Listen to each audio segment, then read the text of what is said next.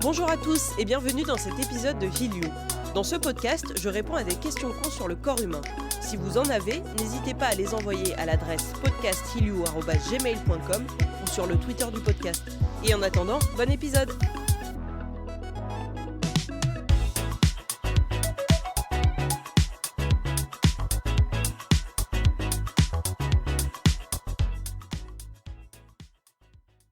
Non, non, non, non et non.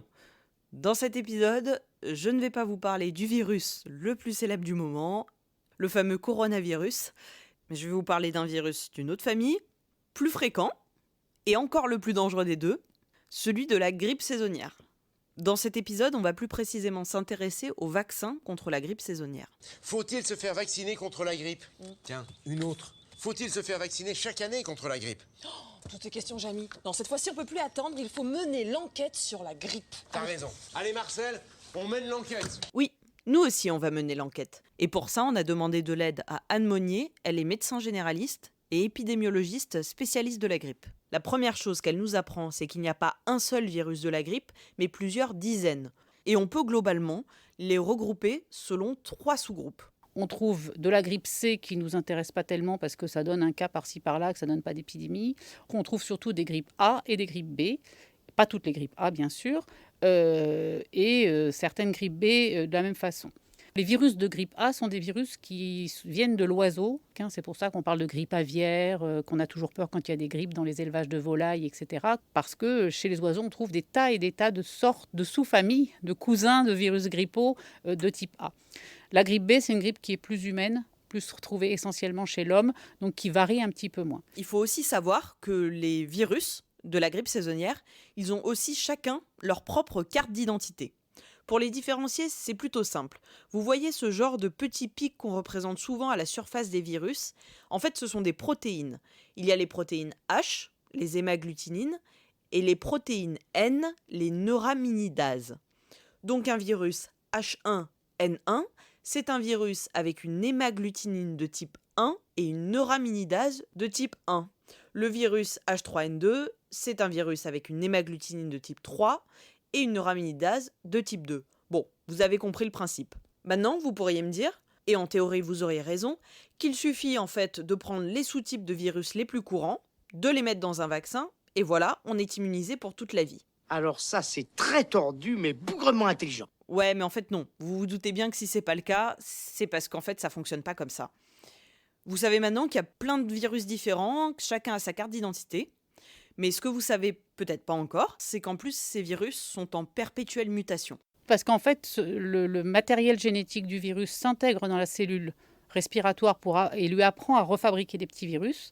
Et dans ce recopiage génétique, il y a tout le temps des erreurs.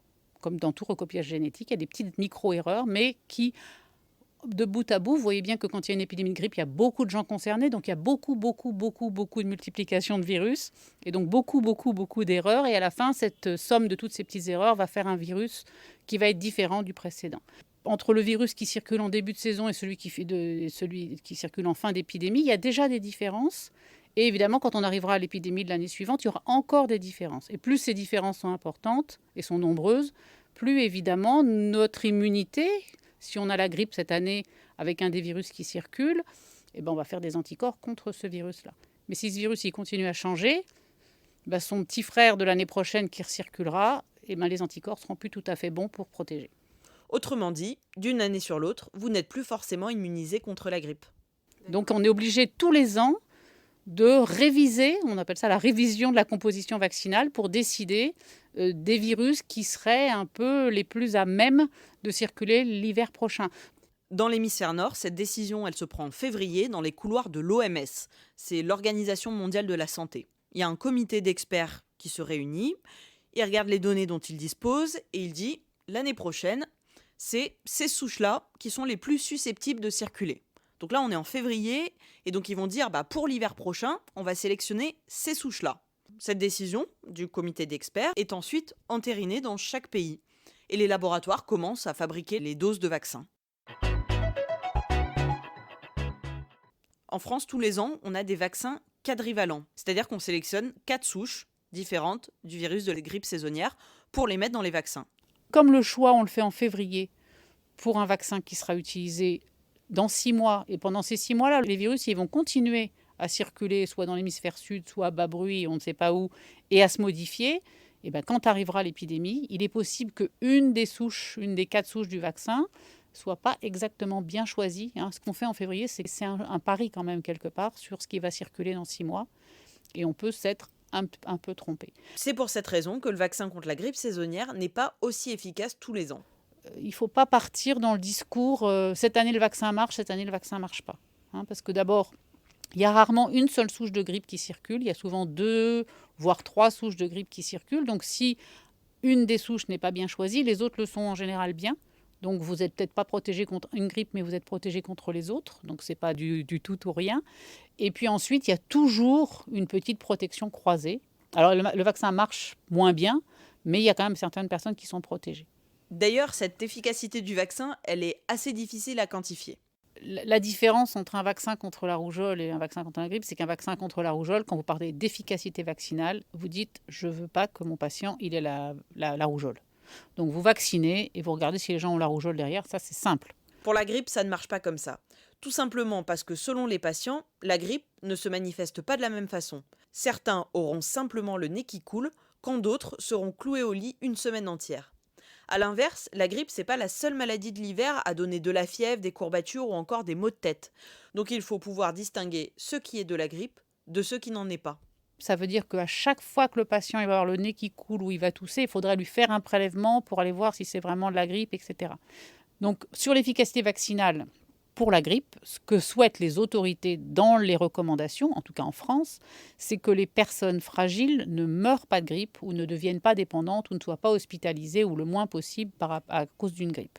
Et ça, il y a beaucoup d'études qui montrent que c'est très protecteur. Pour fabriquer un vaccin, les 4 souches de virus sont cultivées dans des œufs. Elles sont ensuite tuées et fragmentées, puis mises dans les doses de vaccin. Ah oui, et les vaccins contre la grippe saisonnière, ils ne contiennent pas du tout d'adjuvant. Pourquoi il n'y a pas d'adjuvant ? Parce qu'à quoi sert l'adjuvant ? Il sert à augmenter la réponse immunitaire et à la prolonger dans le temps. Comme c'est un vaccin qu'on refait tous les ans, on n'a pas besoin de la prolonger dans le temps. Après un vaccin contre la grippe saisonnière, on peut avoir quelques effets secondaires, mais la plupart du temps, ils sont tout à fait mineurs. Alors, c'est un vaccin qui est à peu près fabriqué de la même façon depuis les années 50. Donc, on a quand même beaucoup de recul. Alors après, il y a les effets secondaires classiques des vaccins, c'est-à-dire la douleur ou la rougeur au point d'injection. Souvent, les gens disent « tiens, j'ai eu la grippe après le vaccin ». Donc, ce n'est pas la grippe puisque c'est un vaccin tué, mais c'est une réaction. Donc ça, c'est ce qu'il y a le plus fréquemment dans les effets de la vaccination, dans les effets indésirables. Après, il y a les effets indésirables rares de tous les vaccins, tout ce qui va être réaction allergique. Et après, tous les effets immuno, problèmes de plaquettes, le syndrome de Guillain-Barré, toutes ces pathologies-là dont on parle, mais après n'importe quel vaccin en fait, ou après n'importe quelle maladie.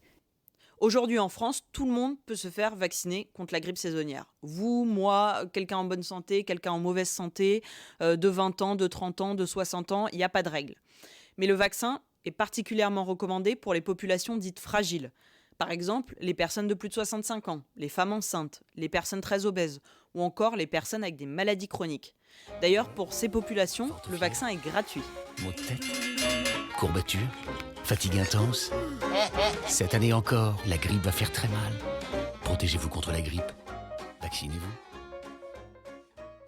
À l'heure actuelle, on fait beaucoup de recherches sur le vaccin contre la grippe saisonnière. Il y a aujourd'hui un vaccin qui est en demande d'autorisation européenne, qui est un vaccin dit high dose, où il y a 4 fois plus d'antigènes de chacune des 4 souches. Ce sont des vaccins qui sont plutôt pour les personnes âgées. Les personnes âgées, elles ont une moins bonne immunité. Elles ont un vieillissement de l'immunité qui font qu'elles se défendent moins bien contre les infections. Et donc, elles répondent moins bien au vaccin. Qu'un vaccin qui a l'air assez intéressant chez la personne âgée pour avoir une meilleure réponse au vaccin. Surtout, ce qu'on voudrait, c'est faire des vaccins qui soient moins sensibles à des différences de souche. Et ce qu'on appelle aujourd'hui le vaccin universel. Mais ces recherches, il faut du temps pour arriver à un vaccin nouveau. Donc, c'est pas a priori, pas pour les 10 prochaines années, en tout cas pas dans la population générale. En attendant, la grippe toucherait entre 2 et 8 millions de personnes par an et elle ferait entre 4 000 et 6 000 morts par an en France, surtout parmi les populations fragiles. Alors, pourquoi j'utilise le conditionnel ? Comme pour l'efficacité du vaccin, la mortalité de la grippe, elle est difficilement mesurable. Par exemple, une personne âgée meurt seule chez elle. Comment savoir si elle est morte de la grippe ? Pareil, une personne qui a eu la grippe il y a une semaine, mais qui en fait fait une décompensation d'une maladie chronique suite à la grippe. Et de la même façon, elle ne va pas rentrer dans les statistiques, alors que c'est la grippe qui a déclenché, en effet boule de neige, son décès. Pour ceux qui ne me connaissent pas encore, sachez que je suis plutôt friande d'histoire. Alors je vous laisse imaginer mon amour pour l'histoire de la médecine. Je n'aurais donc pas pu finir cet épisode sans évoquer l'histoire de la grippe. Car oui, il y en a une. Avec Anne Monnier, on a retracé l'histoire de ces virus qui s'attaquent à l'homme. D'abord, on sait que c'est un virus que depuis les années 30, 1930. Avant, on ne savait pas que c'était une maladie virale, on ne savait pas comment ça s'attrapait, on ne savait pas quel type d'agent infectieux ça pouvait être. Donc évidemment, on a du mal à reconstruire les épidémies d'avant pour savoir quel virus circulait, sauf 18, la pandémie de grippe espagnole, où on sait que c'est un type A et un sous-type H1N1. Passé la grosse épidémie de 1918, le virus H1N1 a commencé à se balader tous les ans en Europe et il a ainsi rejoint les virus saisonniers. En 1957, il y a eu un nouveau virus qui est arrivé, qui était H2N2, qui a chassé le H1N1. De 57 à 68, H2N2 ou B. En 68 est arrivé un nouveau virus qu'on a toujours aujourd'hui dans les virus possibles de l'hiver. C'est le H3N2, qui est celui qui donne le plus d'épidémies de grippe saisonnière. Et ce H3N2 a chassé le H2N2. En 1977, le virus H1N1 s'est remis à circuler en parallèle des autres virus. Et du coup, depuis 1977, on se retrouve avec du H1N1, du H3N2 ou du B. Et puis depuis les années 2000, on s'est rendu compte qu'il n'y avait pas un B, mais deux B, le Yamagata et le Victoria. Et donc on se retrouve avec 4 souches potentielles pour donner de la grippe saisonnière. Parmi les grandes dates de la grippe, on peut également citer la grippe qui n'était pas saisonnière de 2009 et qui avait mené à une campagne de vaccination massive et controversée en France. Merci à tous d'avoir écouté cet épisode. Heal You, c'est un podcast du label Podcut. Si vous voulez soutenir Heal You et les 24 autres podcasts du label, vous pouvez faire un don sur notre Patreon en lien dans la description du podcast. Merci d'avance et à bientôt.